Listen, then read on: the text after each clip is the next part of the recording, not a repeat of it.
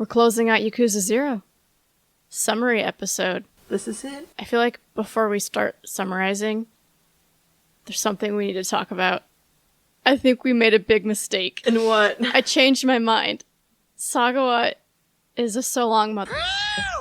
He's not a mother respecter. Kathy, we completely forgot that he exploded Lee. Oh my god! And that had Makoto and Majima been any closer, they might have died as well. Oh my god! And also, he 100% was walking up to Majima to shoot him in the face, and would have, except that Sarah arrived and shot him in the back. I don't know how we forgot that. It was so long ago. That's what happened. After we recorded that episode, I woke up in the middle of the night. I was like, wait, he almost killed all of them. How did we forget this? Oh my gosh. I feel like so much has happened. This isn't just your normal video game. This is jam-packed with so much drama. So I kind of don't blame us for forgetting, but at the same time, yeah, there's no question whether it's So Long Mother Respecter or So Long Mother, because he clearly belongs in the latter. But I don't know how we missed this. So I decided we needed to set it right. He's a mother.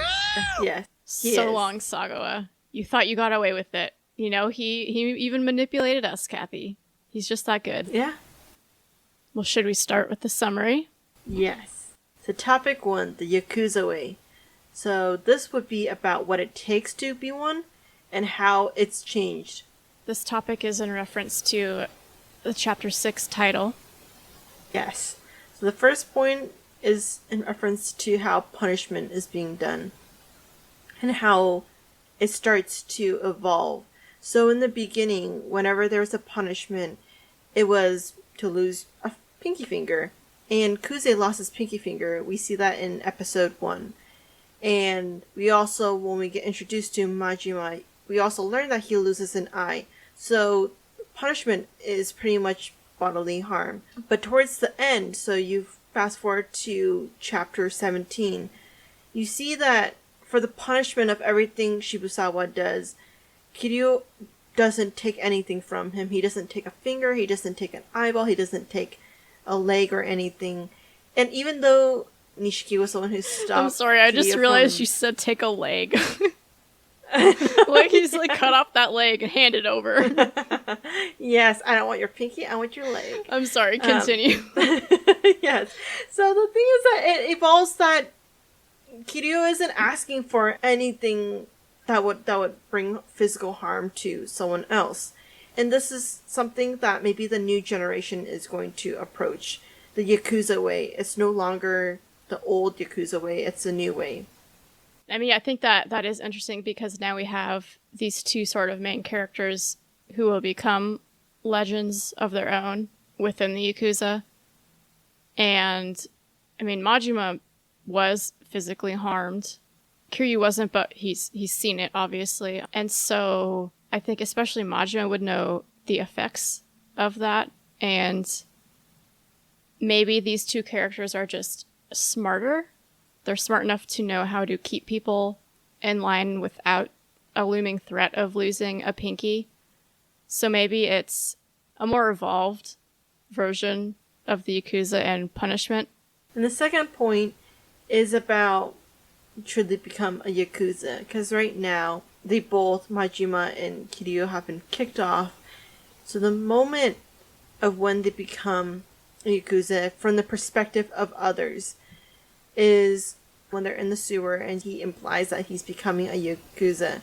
And the next time, the second fight that they have, right after Tachibana is killed, Kuze again hints at it. So that's the moment that Kuze sees Kiryu slowly become into Yakuza.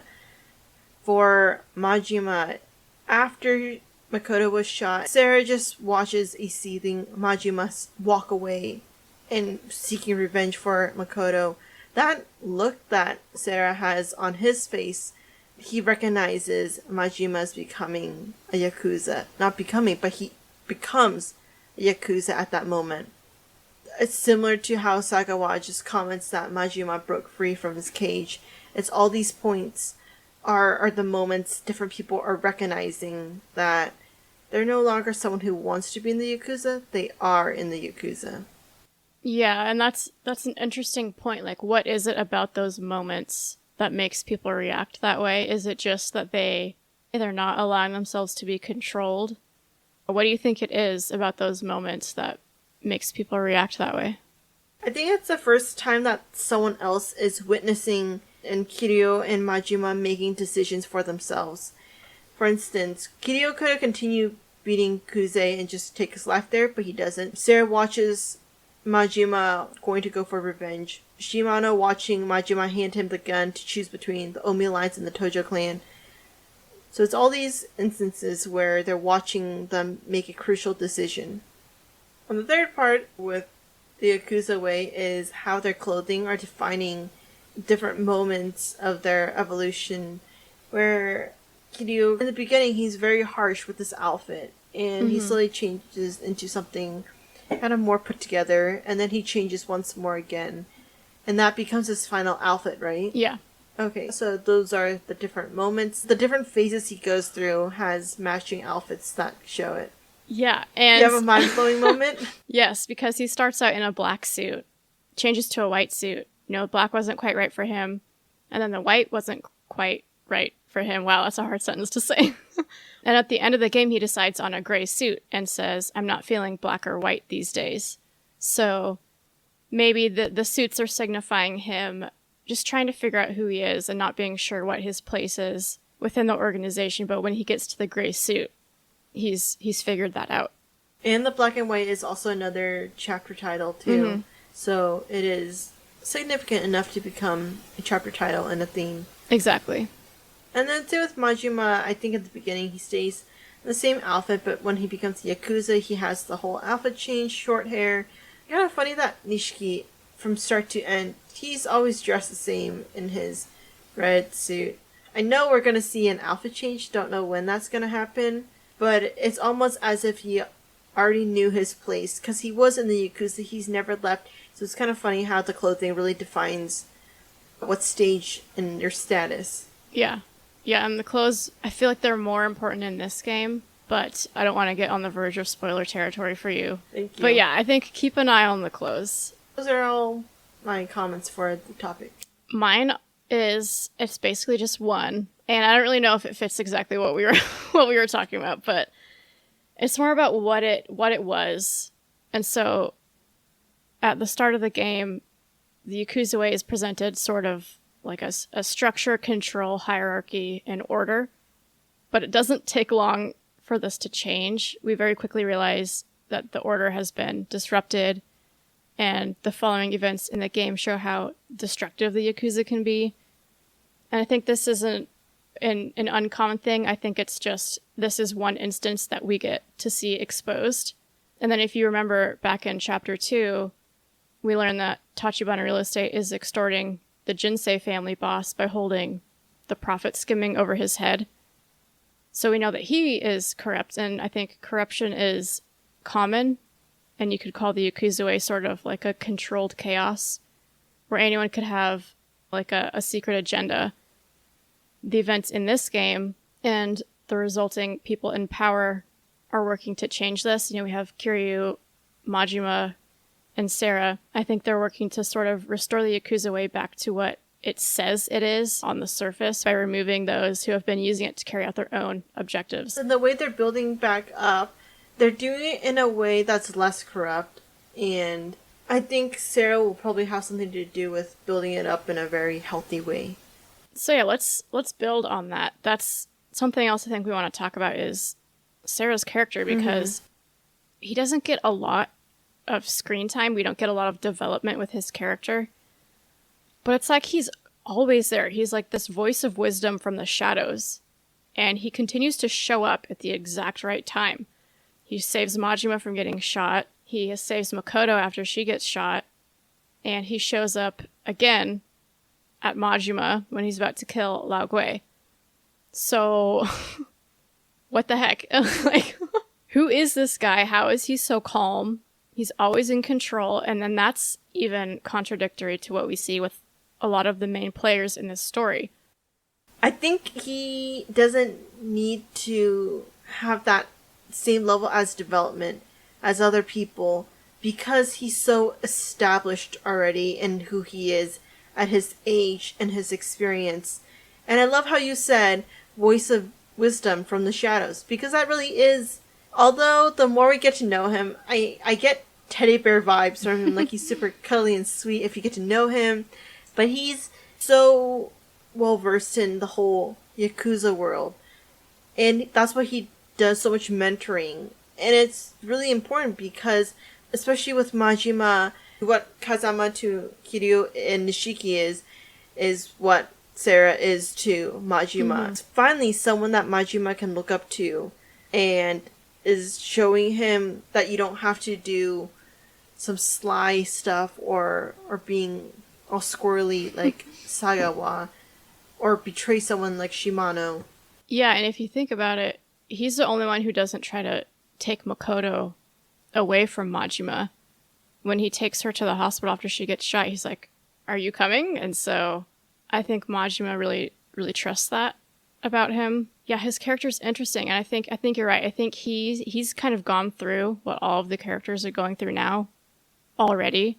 He's more of a professional now, and it seems like he's one of the only ones who's using logic instead of emotion for his decision making. And I think it's just because he's seen this all before, and I don't think the events would have played out the same had he not been around. Well, should we head into our next topic? Mm-hmm. And that would be revisiting our burning question, which is, what is the difference between the raid with Saejima and the hit ordered by Sagawa? Why is Majima on board for the raid, but very hesitant for the hit? So my first point is, do we see something similar when at first Majima doesn't want to help Makoto kill for revenge, but then later after she gets shot, he's clearly planning to kill the lieutenants Dojima and Lao Gui. So he sort of does it again. He flips. The only connection I can really make is, are his decisions to kill, or at least plan to kill, made more on emotion for him? Does he decide to do the mass hit with Saejima because he cares about him? And does he plan to carry out Makoto's revenge because he cares about her too? And so is he hesitant when Sagawa orders the hit because he sees it more as his handler's request and not as something coming from a person he's more deeply connected to? That's really the only connection I can make to give this question any sort of an answer. For me, I thought of it as carrying out decisions from someone he respects versus someone he sees as his prison warden. And so Saejima is someone he's loyal to. He would die for him. And so there's no hesitancy in doing the raid. But Sagawa wasn't someone that Majima respected. Majima was his prisoner, and why would he care to do anything that Sagawa wanted him to do when it wasn't out of respect? So I just had a thought when he is about to kill Lao Gui and Sarah talks him out of it. He mentions that it would affect Makoto much like Saejima killing affected Majima. So maybe after what happened with the raid, with him not being there to help Saejima, that feeling that he has, that debt that he can't repay, maybe he is more sensitive to murder at this point, which we all should be. So maybe by the time the hit comes around, he understands more about the side effects of death. And so maybe that's why he's more hesitant, and then that might be why when Makoto wants to get her revenge, he doesn't want her to go down that path because he knows how painful it can be. But I still struggle with this. Why is killing 18 people okay? But killing one person is like, wait, hold on. Are you really going to make me do this? I still don't know if I can find an answer that fully satisfies this question for me. Yeah, I don't know. I think maybe it might be a difference of killing someone who's in the Yakuza who knows they're always at risk in that lifestyle versus killing Makoto, someone who's completely innocent. Our next topic is about Kazuma. Yes. So the first part is our impressions of him. I think he's cool, calm, and collected. And he's a legacy. And he also proves that you don't have to be actively involved in day-to-day activities at the Yakuza and physically be there in order to promote yourself and be well known.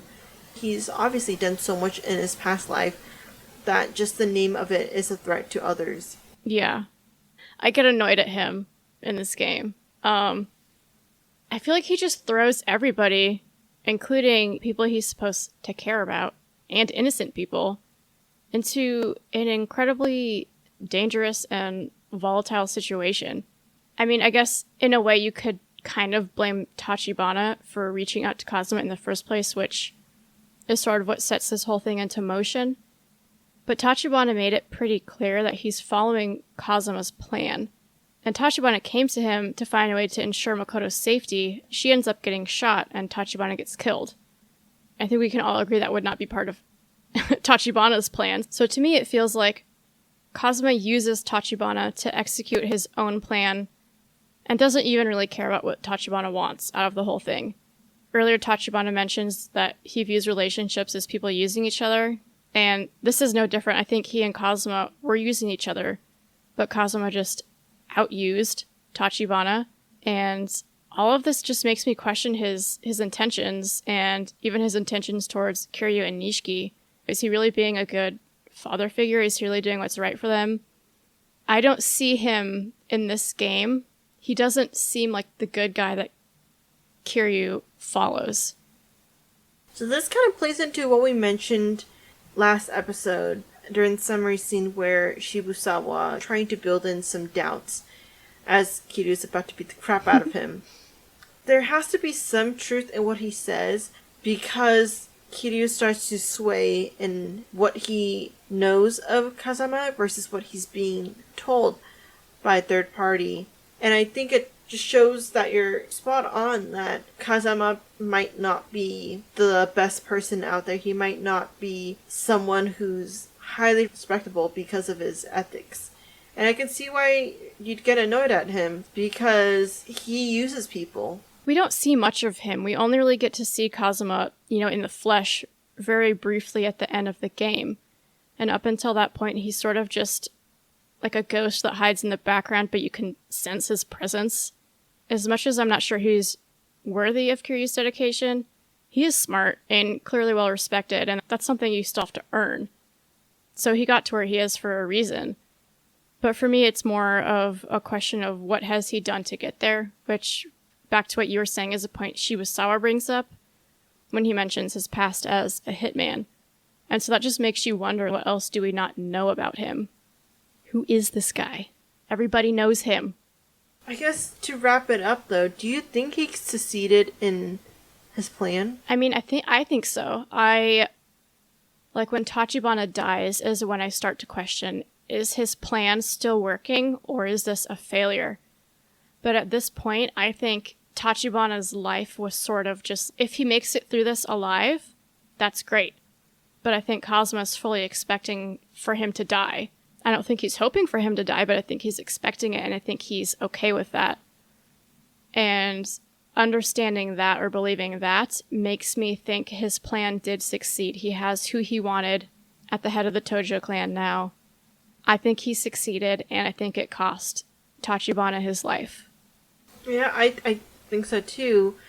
Because the empty lot is with the Nikio Consortium, and that was the goal. So I say yes, but even if it didn't end up with him, as long as it didn't end up with Dojima, we can call that a partial success. Yeah, unless it was Shimano, maybe. True. Topic 5? Yes. Alright, so we want to sort of go a little deeper into some character arcs for some of the main players in this game. That sounded really weird, didn't it? Yeah. For some of the main characters in this game. So I think first up, what order should we go in? I say we start with the main character, Kiryu. Alright, so yeah, first up, we're going to talk about Kiryu, so I will give my notes first. But as I was typing up all of my character arc notes, I noticed I started to follow like a specific theme for each character. So I decided to give a one-word characterization for each one. And so my one word for Kiryu is calibration. And let me tell you why. So Kiryu starts out at what feels like inexperience, and that in combination with his dedication to Kazuma causes him to make some mistakes and leads him to distancing himself from the people who care about him. But as the story progresses, we see him make various realizations. He shouldn't try to do everything himself, that he's put people into tough situations, and that he's still young and has a lot to learn. I don't think these realizations lead to him losing any dedication to Kazuma or to his own morals, but I think they allowed him to recalibrate and be able to use his dedication and his morals in a more beneficial and mature way. And then by the end of the game, Kiryu has decided who he wants to be and what he wants to stand for. And I think we'll see his dedication to this moving forward, but I think it's because of these events in this game that his headstrong actions have been corralled, and he sort of has recalibrated in a way that makes his actions more constructive. I like the structure. I really like calibrated, because that pretty much is what he's doing, especially with his clothes. Yeah. the changing clothes. So I think it ties really well. I do want to circle back to one other thing. I wonder if there's something that Kiryu learns, and it's the reason why he chooses to be with the Dojima family instead of the Kazama family. Is there just too much doubt built in that he decided to go with a different family? I don't know. I mean, I think that's a fair question to ask. I don't know if we get a clear answer to that. His choice for choosing the Dojima family is still a little murky to me. I feel like I can understand it, but I can't explain it. Maybe he's even just feeling too close to Kazuma, like he's too connected to him. And as we see, that led to some issues in this game, so maybe he's just trying to distance himself. But back to Kiryu. So he's someone who grows into his own role and what he wants to be. He toggles between being the Yakuza as just someone who's really rough, very shallow, into becoming someone who works in real estate, into someone who's fighting the Yakuza as a civilian, and back to being a Yakuza. So he's starting to figure out what he does and who he is in terms of his spot in his society and contributing value to the people around him. And again, his clothes are going to mark those different milestones. But he's also seems to be more composed after fighting recklessly with Shibusawa, which needed Nishiki to interrupt him. Mm-hmm. You see him being so emotional. He's matured enough to start thinking less emotionally and more objectively, especially when he's giving advice to Makoto about choosing your own actions. He just seems so much more mature about it and starting to take his own advice. This whole game is like a wake-up call, a pretty extreme wake-up call for him to sort of start focusing differently. Second one, Majima. I have so much written down for this character. Mine's actually pretty shallow. So I don't know if you want me to go first then? Or do you want to go straight into it? I'll start going, but if you ever want to add something in, just tell me. Okay. So first off, I have to say, I love how they handled Majima's transformation. And this will probably sound contradictory, but the shift is sort of subtle, yet noticeable. I don't know if you know what I mean. I don't know if that makes sense. You have to look out for it, but it's subtle enough that it's almost like looking at something, you know it's different, but you can't pinpoint what it is. I think just because there's a lot of desperation in his story, it just moves too fast. But I think by the end of the game, you could definitely see how much he's changed. So that being said, my one word that I gravitate towards to summarize his character arc is freedom. And Exhibit 1 for me is when he puts getting back into the family on the back burner. In his early chapters, he mentions that he is enduring his captivity and that he accepts the hit job primarily to get back into the Yakuza. So this has been his driving force, but as soon as he learns who the hit target is and meets Makoto, he starts to make decisions that not only mess up his chances of getting back into the family, but may very well get him killed too. And as an audience member, I don't, in the moment while playing, notice this at the level of depth I think it deserves to be noticed at. It's easy to just write this off as like, oh, Majima is just a decent human being. He's not killing this blind girl. But Majima's risking everything for this, and I think it shows that he just has this underlying yearning for freedom. We know he hates being under Saga's thumb, and later when Shimano's plan is revealed, he clearly hates being controlled. So I really think he's just craving freedom, and I don't think he really notices it. But let's not forget, he also spent a year in the hole being tortured, only to be released into a new prison, so to speak. He's had no freedom for 3 years. He doesn't take the time to realize that until he meets Makoto. So he's pretty much doing what no one's doing for him. He's trying to help Makoto get her freedom, and he can finally do something about it because he knows for himself there's no Majima to save him. And so he's going to take on all those heroic actions just to save her, because he knows that it's too late for him. There's no one out there for him that can do the same thing. Yeah, and then I think along the way he sort of starts to realize that in doing that for her, he's also doing it for himself. He starts to taste that freedom, and he just doesn't look back. And then my second point on this is more in relation to like his internal freedom, if that makes sense. For example, like his nightmare. His dreams are robbing him even of the freedom of having a decent night's sleep. And considering that the nightmare was essentially a flashback to the Saejima incident, as I like to call it, Majima isn't being honest with himself in his waking life. And I say this because you can look at it as his nightmares are controlling his decision-making. He's been so focused on cleaning up that mess he made that he doesn't give himself the freedom to even want anything else. And then going back into sort of the outfit conversation, are Majima's shoes a symbol of freedom? It's the only piece of him that we see in the flashback, in the current timeline, and after his transformation. Or is that just the one thing that he can control, or the one piece of his free life before he went into the hole that he was able to hold on to in captivity? And is that why he'll continue to wear them for the rest of his life? I mean, I think there's maybe 1 or 2 times where he wears different shoes, but personally, I like to think he's just getting them repaired in those moments. What do you think it says that his shoes are the only thing that is consistent across each timeline?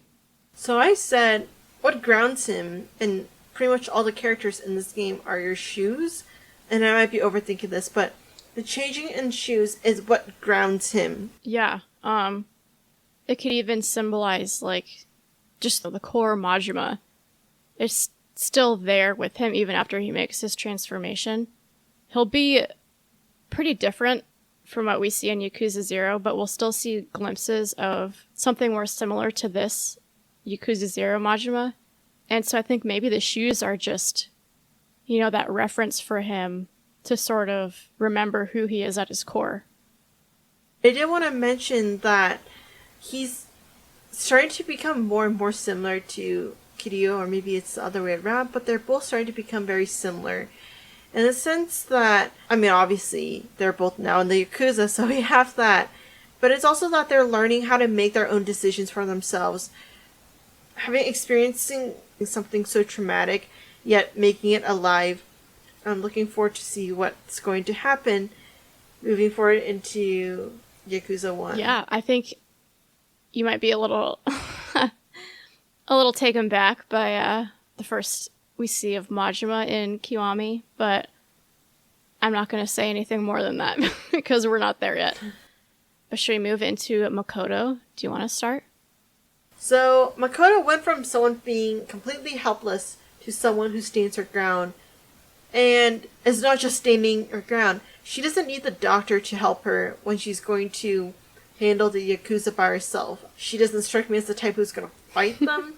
So I don't know what she was thinking, but she's gone through so much, even more than Kiryu and Majima, if you include everything that's happened before. But she's also starting to live her life, not just for herself, but for Tachibana. And I feel like her going back, paying her respects to him, is also just her showing that I'm going to continue to be okay without you.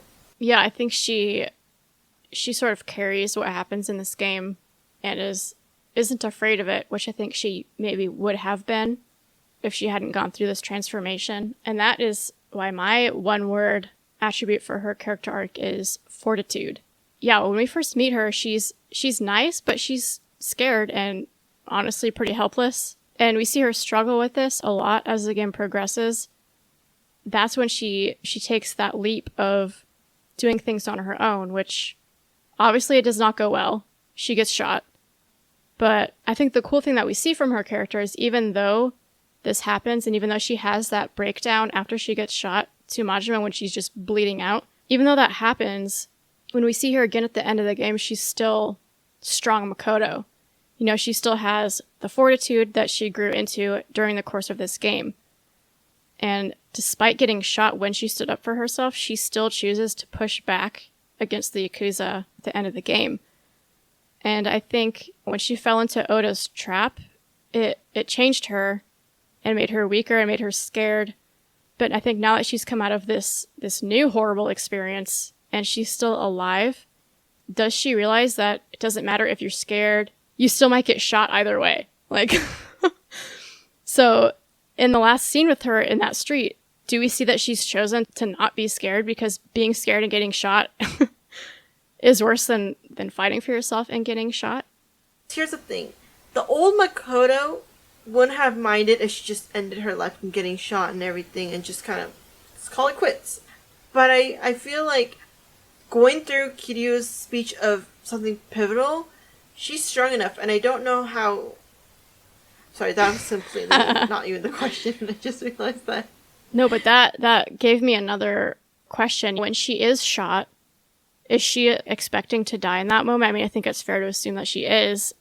And she had regrets. You know, she apologizes to Majima that she thought she could do it herself and she just wanted to do it herself.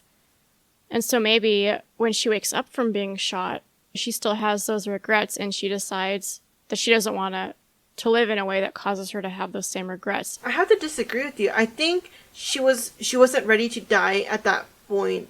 No. I don't think she's ready. I don't think she's wanting to die. I think she thought she was gonna die. You know, because she just got shot. I think she thought, oh no, I'm dying. That's why she has regrets, because she's reflecting on if I die here. Okay, I get it. I think it's the moment where Kiryu gives her the speech and everything that she wants to fight. I'm pretty sure if Kiryu didn't talk to her at that point and she got shot, she was like, you know what? That's the end for me. Well, then should we move on to Nishiki? Yes. Your boy. Sweet Nishiki, my favorite. He is the kyodai, the brother that everyone wanted to have, because his loyalty was to his people and not to the organization. The man risked his life multiple times choosing to side with Kiryu, even if that meant him possibly dying. His loyalty with Kiryu and Kazama never wavers, and personally, I didn't think he had much of a character arc. I think he stayed steady, consistent, loyal. Not saying that he doesn't have growth. He's already so mature, level-headed, already knows the direction he wants. And as I'm saying this, I'm realizing that episode 6, he goes through a moment where he... I feel like maybe that impacted him. I can see you smiling. I'm just like, everything you're saying, I'm just like, oh my gosh. I'm about to dismantle this. Like, not dismantle it, but it's like mine are just so different that I'm just so excited to hear what you keep saying. Because I have rose-tinted glasses on when it comes to Nishiki. I am biased. Hey, that's fine. Blind. That's fine. Yes, but as I'm saying this, I realized that I forgot when I was writing my notes down. Episode 6, Nishiki, his character during that moment. Why are you laughing? I can't stop laughing. Because I'm watching your face. I'm just so excited to hear where you go with this because it's just so opposite of the direction I went. You're like just... Sorry, I'm sorry. Okay, maybe. No, I'm here. Okay. I promise I'm focused. Okay. Well, I know you're overly focused right now because you're about to dismantle. I think that's the wrong word. I chose the wrong word, but we'll get there. Continue. We'll get there. Okay, but yes, that during that episode, Nishiki has to, maybe he does go through some growth because he's split between wanting to protect Kiryu from being tortured, but also struggling to kill his best friend, even though his best friend said, "Go ahead, just shoot me, I'll be good." He has to choose, and it was so emotional and profound for him. So I guess there was some growth in it. But otherwise, I felt that he was consistent. He knew that Kiryu was being emotional both at the beginning and again when he's fighting Shibusawa. He's always there right at the nick of time, and he stops him for doing something that he knows Kiryu would probably regret. Yeah. I'm ready! It's not like disagreeing with you. It's more just like... I was going to say pulling apart what you said, but that sounds worse. It's more like separating what you said and mine is in the middle, if that makes sense. So let me just get into it. My one word for him is individualism. So at the start of the game, Nishiki's very confident in himself and in his role, both in the Yakuza and in his relationship with Kiryu. But then Kiryu breaks this for him when he goes against the Yakuza. And because Kiryu and the Yakuza have been constants for Nishiki, they've gone hand in hand because Kiryu's in the organization. So he's had these two constants and they've been connected. They've been on the same trajectory this whole time. But as soon as Kiryu makes the decision he makes, Nishiki's sort of stuck in the middle of an argument. And this is where the individualism comes in. He's been defining himself with these two constants. And now he's stuck with having no individualism to help him handle the situation. We see him struggle, especially in Chapter 6, like you say, to sort of find his place. He doesn't have that confidence that he had earlier on. And it's not until the final chapter that he realizes that he needs to be more independent, to not just listen to Kiryu, to not just listen to the Yakuza. And he makes his own choice, finally, firmly plants his foot in one camp, and decides to back up Kiryu. And in this way, I feel like he completes his character's arc by acting out of his own free will. I feel that makes sense. I like that. Do you think that the Yakuza and Kiryu, do you think those things are what gave him confidence or even just security in knowing his place? Honestly, don't know, but I'm leaning towards no. Because I feel like his loyalty was already towards him, and he already chose to pledge his loyalty and alliance with Kiryu. I think he wants to be loyal to Kiryu, but it's difficult, especially in that first moment when Kiryu tells him and Kashiwagi he's planning to leave the clan. It's, again, very unfair of Kiryu to put Nishiki in this situation. And I think it kind of breaks him. I think it kind of breaks Nishiki for a while. His loyalty is clouded. I don't know if he even has, I think he has loyalty, but I don't know if he's acting on that as much as he's acting on people telling him what to do, because he does want to help Kiryu. So yeah, I do think he has the root of his loyalty in Kiryu, but every time Kiryu tells him, like, no, back off, he listens. He had these two things he was a part of, both telling him, do something else. So I think his decision-making is based less on loyalty until the finale, and more on he doesn't even know what to do because he lacks that individualism. Should we do a quick conclusion? Yeah. So, this is saying goodbye to Yakuza 0. This is saying bye to the game that started everything. It's kind of sad, but it's exciting at the same time. It feels weird to be done with it. It does, but also being the first game where we can test out and really find our own footing to how we want to approach this podcast. But I think that's the mark of doing this right. You know, it's not going to stay exactly the same. I think we'll stay true to what we want to do, but it's going to be altered until we find the pattern that works the best for us. But yeah, this game is the start of that. It is the test, and I have to say, playing through it again with the intention of analyzing it, it's crazy how much more depth there is to this game if you go looking for it. And I'm excited to see that in every other game we look at. But we're going to take a break from Yakuza. There's so many games that we felt doing them one right after the other would just be too much. So we're going to move on to a new game. And you know what? I don't think we should say what it is. I think we should just play some of the soundtrack. And if people know it, they know it. If they don't, they'll know it next week. Let's do it. And we'll just let it fade.